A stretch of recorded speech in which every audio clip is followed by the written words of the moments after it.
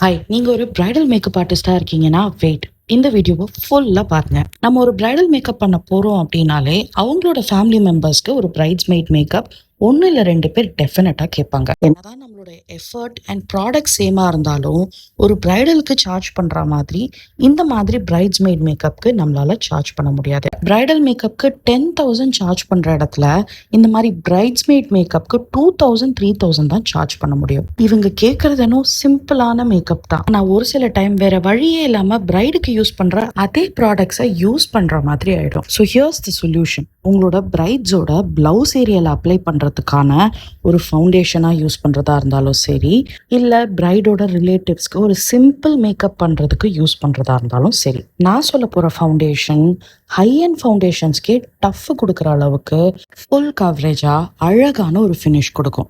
இந்த ஃபவுண்டேஷனோட multiple ஷேட்ஸை stock பண்ணி வச்சுக்கோங்க. ஏன்னா கம்மி பட்ஜெட்ல ப்ரொஃபஷனல் ஃபினிஷ் கிடைக்கும். இது எல்லா மேக்கப் ஆர்டிஸ்ட் கிட்லயும் ஒரு மஸ்ட் ஹேவ். இந்த ப்ராடக்டோட லிங்க்குக்கு மறக்காம கீழே கமெண்ட் பண்ணிடுங்க. இந்த மாதிரி நிறைய யூஸ்ஃபுல்லான வீடியோஸ்க்கு என்னோட பேஜை ஃபாலோ பண்ணிக்கோங்க.